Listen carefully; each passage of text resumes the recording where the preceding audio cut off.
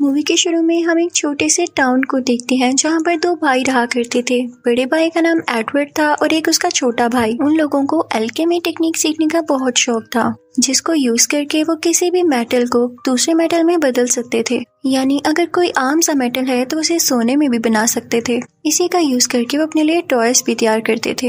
एक दिन वो दोनों अपनी मदर को अपना बनाया गया टॉय दिखाने जाते हैं। उनकी मदर उन्हें शाबाश देती है और इसके साथ उसकी भी डेथ हो जाती है। इससे पहले उनके फादर की भी डेथ हो चुकी थी और अब वो बच्चे बिल्कुल अकेले रह जाते हैं। वो बहुत उदास होते हैं और अपनी माँ की ग्रेव के पास बैठे होते हैं। एडवर्ड अपने छोटे भाई से कहता है कि क्यों ना हम अपनी मदर को भी इस टेक्निक से इस दुनिया में वापस ले आए। लेकिन उसका छोटा भाई समझदार होता है। वो कहता है कि नहीं भैया, ये चीज तो मना है और अगर किसी को पता चल गया तो हमें इसके लिए बहुत बड़ी सजा हो सकती है। क्योंकि वो ये भी जानता था कि अगर इस प्रोसेस के दौरान उनसे कोई गलती हुई तो उनकी जान भी जा सकती है। लेकिन फिर भी एडवर्ड अपने छोटे भाई को मना लेता है। वो लाइब्रेरी जाते हैं और इस टेक्निक पर कुछ बुक्स ढूंढने लगते हैं और फिर वो सारा सामान, सारे मिनरल्स इकट्ठे कर लेते हैं जिनसे इंसानी जिस्म बना है, ह्यूमन बॉडी बनी है। वो एक व्हाइट कलर का सर्कल ड्रॉ करते हैं और उसके अंदर एक बर्तन रख के वो सारे मिनरल्स उसमें मिक्स करने लगते हैं। अब फाइनल प्रोसेसिंग के लिए इनको एक सोल चाहिए थी, तो ये दोनों भाई उसमें अपने अपने खून का एक एक ड्रॉप डाल देते हैं। अब उसके बाद अचानक से वो सामान आपस में मिक्स होने लगता है। उस बर्तन में कोई तूफान मच जाता है। उसमें से अजीब सी एनर्जी निकलती है जो कि हर चीज तबाह करने लगती है और उनका घर इस वजह से टूटने लगता है। इस तूफान में एडवर्ड का छोटा भाई भी खींचा चला जाता है। वो उसे बचाने की बहुत कोशिश करता है, लेकिन वो तो किसी दूसरी दुनिया में जा चुका था। यानी इनसे कोई गलती हो गई थी जिसकी वजह से एडवर्ड के छोटे भाई की जान की कुर्बानी देनी पड़ी उसे। वो उस दुनिया में पहुंच चुका था जहाँ पर गॉड रहा करते थे। अब एडवर्ड जब बड़ा होता है तो उसे सोच आती है कि मुझे अपनी भाई की तलाश में जाना चाहिए, उसे ढूंढना चाहिए। तो वो उसी दुनिया में जाने की तैयारी करता है और गॉड से कहता है कि ऐसी क्या गलती हुई मुझसे कि मैं अपनी माँ को ठीक से बना नहीं सका, मुझे एक बार अपनी माँ को देखना है। तो गॉड उसे एक ऐसे दरवाजे के अंदर भेज देता है जहाँ पर उसे अपनी माँ के सोल की एक झलक दिखाई देती है। एडवर्ड उसे ठीक से नहीं देख पाता और उसे बाहर निकाल दिया जाता है। एडवर्ड गॉड से कहता है कि मैंने तो अभी उन्हें ठीक से देखा भी नहीं है, मुझे वापस जाने दें। तो गॉड कहता है कि नहीं, मैं तुम्हारे लिए जितना कर सकता था मैंने कर दिया, अब तुम इस चीज की कीमत अदा नहीं कर सकते हो। तो एडवर्ड कहता है कि मैं उस गलती को सुधारना चाहता हूँ, इम्प्रूव करना है मुझे अपनी गलती को, ताकि मैं अपने भाई की जान बचा सकूँ, उसे वापस से अपनी दुनिया में लेके आ सकूँ। तो गॉड कहता है कि ऐसा नहीं हो सकता जब तक कि तुम इसकी भारी कीमत ना अदा कर दो। एडवर्ड कहता है कि ऐसा क्या है, मुझे बताएं। तो गॉड कहता है कि इसके बदले में तुम्हारा एक बाजू और एक टांग मुझे देनी होगी तुम्हें। एडवर्ड इस पर राजी हो जाता है और एडवर्ड के छोटे भाई को उसे लौटा दिया जाता है। लेकिन रियलिटी तो ये थी कि इस दुनिया में एडवर्ड के छोटे भाई की सिर्फ सोल आ सकी थी और इसके बदले में एडवर्ड का एक टांग और एक बाजू भी जा चुकी थी। जब वो अपने भाई को कहीं आसपास नहीं देख पाता तो उसे बहुत दुख होता है और उसे पेन भी हो रही थी अपनी टांग और बाजू में। वो एक आर्मर लाता है, यानी कि शील्ड सूट, और उसमें अपने भाई की सोल को डाल देता है। वो अपने भाई से कहता है कि कुछ भी हो जाए मैं तुम्हारी बॉडी वापस लाऊंगा, तुम परेशान मत होना। और फिर वो एक बहुत बड़ी लाइब्रेरी में अल्केमिस्ट बन जाता है ताकि वो बुक्स पर रिसर्च कर सके और अपनी भी बुक लिख सके अल्केमी टेक्निक पर। तब उसे पता चलता है कि वो अपने भाई की बॉडी एक सूरत में ला सकता है जबकि उसे एक स्टोन मिल जाए। वो इस स्टोन पर अब रिसर्च करने लगता है तो उसे पता चलता है कि यहाँ के एक प्रीस्ट के पास है वो पत्थर। वो लाइब्रेरी से अपनी जॉब छोड़ देता है और उस प्रीस्ट से वो पत्थर लेने जाता है, लेकिन वो प्रीस्ट उसे पत्थर नहीं देता बल्कि उस पर मुश्किलें डालता है, उसे मारने की कोशिश करता है क्योंकि वो पत्थर था ही इतना प्रेशियस। वो प्रीस्ट इससे बहुत लड़ता है और हर जगह तबाह कर रहा था, वहाँ के लोगों को मारने की धमकी दे रहा था। लेकिन तभी एडवर्ड पत्थर से बहुत बड़ा जाइंट बनाता है उस प्रीस्ट को मारने के लिए। इसी दौरान वहाँ की आर्मी वहाँ पर आ जाती है और दोनों को रोक लेती है।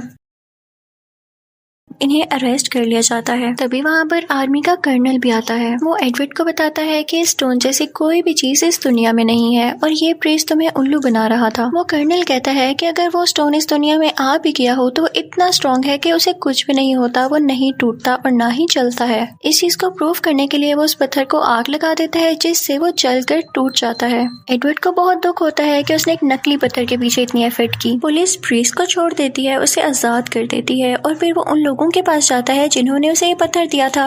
वो लोग आर्टिफिशियल इंसान थे जिन्हें किसी स्ट्रॉन्ग पावरफुल अल्केमिस्ट ने बनाया था। प्रीस्ट इन पर गुस्सा हो रहा होता है कि तभी उनमें से एक आर्टिफिशियल लड़की उसे मार देती है और वो आर्टिफिशियल लड़का उसे खाने लगता है। फिर हम देखते हैं कि एडवर्ड एक जगह पर होता है जहाँ पर उसे आर्मी जनरल मिलते हैं जो कि उसे काफी इम्प्रेस थे। वो कहते हैं कि मैंने तुम्हारे बारे में सुन रखा है और मैं सच में तुम्हारी मदद करना चाहता हूँ। अगर तुम्हारी नीयत साफ है, तुम अगर अच्छा काम करना चाहते हो। वहाँ पर ही एडवर्ड का दोस्त भी आया होता है। आर्मी जनरल एडवर्ड को बड़े बड़े अल्केमिस्ट के पास भेजता है कि हो सकता है कि वो एडवर्ड की कुछ मदद कर सके। तभी वहाँ पर एडवर्ड की बचपन की दोस्त आती है और ये वही फीमेल फ्रेंड थी जिसने एडवर्ड के नकली हाथ और बाजू लगाए थे। अब कर्नल इन लोगों को एक बहुत बड़े अल्केमिस्ट के घर लेकर जाते हैं जो कि अपनी बेटी और एक डॉगी के साथ रहता था। वो अल्केमिस्ट एडवर्ड को बताता है कि मेरा काम क्या है। वो इनफैक्ट 2 जानवरों को मिला के एक और जानवर बना सकता था जो कि इंसानों की तरह बोल भी सकता था। एडवर्ड उस अल्केमिस्ट से पूछता है कि ऐसा क्या तरीका है कि मैं अपने भाई को इस दुनिया में वापस ला सकूं। तो वो अल्केमिस्ट इन्हें बताता है कि ऐसा कोई तरीका नहीं जिससे इंसान को दोबारा से जिंदा किया जा सके या इस दुनिया में उसकी बॉडी को लेकर आया जा सके, लेकिन हाँ, एक स्टोन की मदद से तुम ऐसा कर सकते हो। अल्केमिस्ट एडवर्ड को बताता है कि एक साइंटिस्ट होता था जो कि आर्मी के साथ मिलकर एक्सपेरिमेंट्स किया करता था और वो पत्थर भी उसी के पास है। वो छुपा हुआ है कि कहीं वो कीमती पत्थर उसे ले ना लिया जाए। जिस अल्केमिस्ट के घर में ये लोग होते हैं वो एडवर्ड से कहता है कि तुम अपने भाई की सोल को मेरे पास छोड़ जाओ, मैं उससे कुछ बातचीत करता हूँ, हो सकता है कि कोई हल निकल आए और इतनी देर तुम उस आदमी यानी उस साइंटिस्ट को ढूंढो। फिर हम देखते हैं कि एडवर्ड और उसकी फीमेल फ्रेंड उस आदमी को ढूंढने के लिए चल पड़ते हैं। ऑन दी अदर साइड वो अल्केमिस्ट एडवर्ड के छोटे भाई की सोल से बातें कर रहा होता है। वो उसे ये सोचने पर फोर्स करता है कि तुम्हारी सोल कभी इस दुनिया में आई ही नहीं थी, तुम तो इंसान थे ही नहीं। और एडवर्ड का छोटा भाई भी ये सोचने पर मजबूर हो जाता है कि क्या वाकई मैं इस दुनिया में नहीं आया था, तो मेरा एग्जिस्टेंस है क्या, मैं हूँ क्या। वो इस बात पर सोच विचार करने लगता है, सोचने लगता है। अब हम देखते हैं कि एडवर्ड ने और उसके दोस्त ने उस साइंटिस्ट को ढूंढ लिया था। वो बताते हैं कि मैं यहाँ पर आर्मी से छुप के रह रहा हूँ और इसकी रीजन वो बताने वाले होते ही हैं कि तभी वहाँ पर वो आर्टिफिशियल ह्यूमन लड़की आ जाती है जो उन्हें मार देती है। मरने से पहले पहले वो एडवर्ड को बताते हैं कि आर्मी की एक ऐसी लैब है जहाँ पर तुम्हें वो पत्थर भी मिल जाएगा और सारी इन्फॉर्मेशन भी। इसके साथ साथ वो एडवर्ड को कुछ नोट्स भी देता है। अब हम देखते हैं कि एडवर्ड जब उस अल्केमिस्ट के घर जाता है जहाँ पर उसने अपने भाई की सोल को छोड़ा था, तो वहाँ पर उसे उसकी बेटी और उसका डॉग नहीं नजर आता। जब वो उस अल्केमिस्ट के कमरे में जाता है तो वो बहुत खुश होता है और उसके सामने एक अजीबोगरीब क्रिएचर सी थी जो कि उसने 2 जानवरों को मिलाकर बनाई थी। वो बात भी कर रही थी। एडवर्ड उसके पास जाता है तो उसे वो क्रिएचर बहुत अच्छी लगती है, लेकिन तभी वो बोलने लगती है कि क्या तुम मेरे साथ खेलोगे। तो ये सुनकर एडवर्ड को याद आता है कि ऐसा तो अल्केमिस्ट की बेटी मुझसे कहा करती थी। उसे पता चल जाता है कि ये 2 जानवरों का मिक्सचर नहीं है, बल्कि अल्केमिस्ट ने अपनी बेटी और अपने डॉग को मिला लिया है एक साथ और उससे ये क्रिएचर तैयार की है। उसे बहुत गुस्सा आता है। वो उस अल्केमिस्ट को मारने लगता है कि तुमने ऐसा क्यों किया। तो वो एडवर्ड से कहता है कि तुमने अपनी माँ को वापस लाने के लिए अपने भाई की कुर्बानी दी और मैं साइंस में बहुत आगे जाना चाहता हूँ, जिसके लिए मुझे अपनी फैमिली को कुर्बान करना भी पड़े तो मैं करूंगा, और मैंने किया। मैंने जो पहला क्रिएचर बनाया था वो भी अपनी वाइफ को मिक्स करके बनाया था किसी दूसरे जानवर के साथ। ये सुनकर एडवर्ड को बहुत गुस्सा आता है और वो उसे मारने लगता है। साथ ही वो आर्मी को भी कॉल कर देता है और उसे अरेस्ट करवा लिया जाता है। एडवर्ड काफी उदास हो जाता है कि वो छोटी सी बच्ची की जान नहीं बचा सका। फिर हम देखते हैं कि एडवर्ड उस स्टोन की तलाश में उस लैब के एड्रेस को ढूंढने लगता है जो कि उसे उस साइंटिस्ट ने बताया था, लेकिन उसे वो स्टोन नहीं मिल रहा होता तो वो रोने लगता है। उसके छोटे भाई की सोल जो कि एक आर्मर में कैद थी, उसे लगता है कि ये सिर्फ एक कीमती स्टोन के पीछे है और मुझे यूज कर रहा है। इस बात को लेकर दोनों में बहुत लड़ाई होती है क्योंकि वो ये सोचने लगा था कि एडवर्ड उसका असली भाई नहीं है। वो दोनों बहुत लड़ते हैं और इस वजह से एडवर्ड का हाथ काफी जख्मी हो जाता है। तभी एडवर्ड की फीमेल फ्रेंड रोने लगती है और उससे बोलती है कि क्या तुम्हें नहीं याद, हम तीनों बचपन में एक साथ खेला करते थे। वो उसे उसका पास्ट याद दिलाने लगती है और कहती है कि इसका मकसद सिर्फ तुम्हें इस दुनिया में वापस लाना है। ये तुमसे बहुत बहुत प्यार करता है, तुम क्यों नहीं समझते हो। तुम्हारे दिमाग में किसी ने नेगेटिव चीज भर दी है, तुम सोचने की कोशिश तो करो क्योंकि तुम एक इंसान हो। एडवर्ड के भाई को आहिस्ता आहिस्ता सब याद आने लगता है और वो अपने बड़े भाई से माफी मांगता है। एडवर्ड अब हर लाइब्रेरी में जाता है ताकि उस लैब के बारे में पता लगा सके, लेकिन उसे उसके बारे में कोई इन्फॉर्मेशन भी नहीं मिलती। वो दिन रात एक कर देता है, लेकिन आखिरकार वो थक जाता है। तभी वहाँ पर कर्नल आते हैं और उसे कहते हैं कि मैं तुम्हारी मदद करता हूँ। वो उसे बताता है कि ये कोई लैब नहीं बल्कि जेल थी जहाँ पर इंसानों को कैद रखा गया था, और वो बताता है कि इसकी लोकेशन कहाँ पर है। लेकिन उसके कुछ बोलने से पहले ही वो आर्टिफिशियल लड़की वहाँ पर आ जाती है जो उस पर अटैक करने लगती है, लेकिन कर्नल अपनी जान रिस्क पर रखते हुए उसे ही मार देते हैं और वहाँ से चले जाते हैं। वो बाहर किसी को एक कॉल करने जाता है, लेकिन तभी वहाँ पर वो कर्नल भी आ जाता है जिसने शुरू में एडवर्ड से कुछ बात की थी। वो उसको शूट कर देता है। उसके मर्डर के इल्जाम में एडवर्ड को भी अरेस्ट कर लिया जाता है। जहाँ पर उसे एक लेफ्टिनेंट बताती है कि कर्नल ने ही उस दूसरे कर्नल को शूट किया है और उसने उस एल्केमिस्ट को भी आजाद करवा दिया है।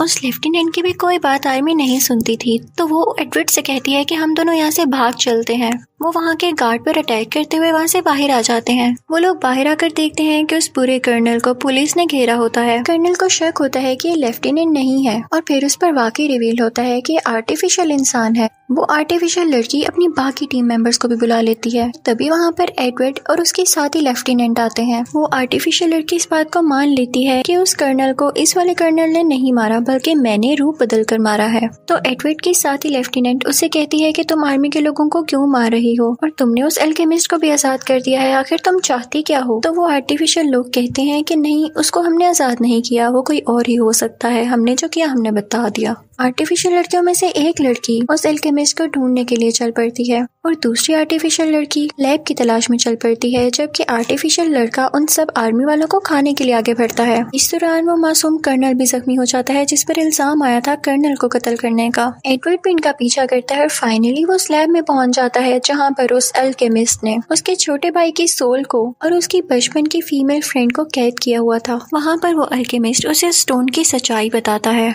वो कहता है कि जिस स्टोन को तुम इतना प्रेशियस और अच्छा समझ रहे हो, मैं बताऊं असल में है क्या? ये लैब नहीं बल्कि एक जेल हुआ करती थी और यहाँ पर बहुत सारे लोगों को मारकर उन्हें सेक्रीफाइस कर उनकी सोल से ये स्टोन बनाया गया। उनको हम इतनी पेन देते थे, इतना टॉर्चर करते थे कि उनसे जितनी भी एनर्जी एक्सक्रीट होती थी वो इस स्टोन में डाल दी जाती थी। जब एडवर्ड को ये पता चलता है तो उसे बहुत दुख होता है कि वो जिस स्टोन को अच्छा समझता रहा, असल में वो इतने सारे लोगों की जानों की कुर्बानी के बाद तैयार किया गया। लेकिन तभी वहाँ पर वो आर्टिफिशियल लड़की उस एल्केमिस्ट को मार देती है कि ज्यादा राज मत उगले। और फिर हम वहाँ पर जनरल को भी देखते हैं, आर्मी जनरल को, जो कि इस प्लान का मास्टरमाइंड था, उसके पीछे था। वो लाइट्स ऑन करता है जिससे हमें पता चलता है कि उस लैब की छत पर उन मासूम लोगों की डेड बॉडीज को लटकाया गया था, जिन्हें किसी चीज से कवर किया गया था। अब जनरल उन सब में एक एक स्टोन डालने लगता है जिससे वो जिंदा होने लगते हैं। वो अजीबोगरीब क्रिएचर्स में बदल जाते हैं जैसे कोई ज़ॉम्बी हो, और फिर जनरल उनको खोल देता है जिससे वो नीचे आकर गिरते हैं और उठ खड़े होने के बाद सबसे पहले वो जनरल पर अटैक करते हैं। अब ये सारे ज़ॉम्बीज बाहर की तरफ जाते हैं और कर्नल परेशान हो जाता है कि बाकी लोगों को भी नुकसान पहुंचा सकते हैं। वो अपनी आर्मी को ऑर्डर देता है, जिनमें एडवर्ड और उसके दोस्त भी थे, कि इन सब ज़ॉम्बीज को मार गिराओ, और वो लोग ऐसा ही करते हैं और कुछ ही टाइम में वो सारे ज़ॉम्बीज मारे जाते हैं। उसके बाद एडवर्ड और वो कर्नल उन आर्टिफिशियल लड़कियों को पकड़ने के लिए जाते हैं। उनमें से एक आर्टिफिशियल लड़की रिवील करती है कि जब हमें बनाया गया तो हमें ये इमोर्टल स्टोन डाल दिया गया था, जिसकी वजह से तुम हमें जितनी भी बार मारो हम जिंदा होकर वापस आ सकते हैं। वो लोग परेशान हो जाते हैं, लेकिन तभी एडवर्ड कर्नल को बताता है कि वो लोग तब तक ही जिंदा रह सकते हैं जब तक के स्टोन में उतनी पावर मौजूद है जितनी उन सोल्स में थी। वो उसे कहता है कि अगर तुम इन पे बार बार अटैक करो तो हो सकता है इनकी जान चली जाए और फाइनली ये मर जाए। कर्नल को उसकी बात पे फख्र होता है कि तो इसने बड़ी अच्छी बात की है। तो वो अपनी आग के यूज से उन पर बार बार अटैक करने लगते हैं, उन्हें जलाने लगते हैं, और फाइनली वो आर्टिफिशियल लोग कमजोर होने लगते हैं, उनका जिस्म टूटने लगता है। अब वो लोग यहाँ पर खत्म हो चुके थे। कर्नल उनकी बॉडी से वो स्टोन निकालता है और एडवर्ड को देता है कि ये लो, अब तुम अपने भाई को बचा सकते हो। एडवर्ड उस पत्थर को लेकर उस दुनिया में जाता है जहाँ पर गॉड और उसका छोटा भाई था। वो पत्थर वहाँ पर देख के अपने भाई की बॉडी को वहाँ से लेकर जाने ही वाला होता है कि तभी उसे ख्याल आता है कि मेरे भाई की जान के बदले में इतने सारे लोगों की जान कुर्बान कर रहा हूँ। इस स्टोन में बहुत सारे लोगों की सोल कैद है, मैं ऐसा नहीं कर सकता। वो अपने भाई से कहता है कि मैं तुम्हारे पास दोबारा जरूर आऊंगा, लेकिन एक बार मुझे ये स्टोन दुनिया में लेकर जाने दो। वो वापिस अपनी दुनिया में आता है और उस आर्मर शील्ड यानी अपने भाई की सोल के पास जाके कहता है कि मैं तुम्हारी एक जान की खातिर उतने सब लोगों की जान कुर्बान नहीं कर सकता था, तो इसलिए मैं कोई और तरीका निकालूंगा जिससे मैं तुम्हारी बॉडी को वापस ला सकूं। बस तुम्हें कुछ वेट करना होगा। एडवर्ड का भाई भी बहुत अंडरस्टैंडिंग था, जो कि इस बात को समझ जाता है, और इसी इमोशनल सीन के साथ ये मूवी एंड हो जाती है। Thank you for watching.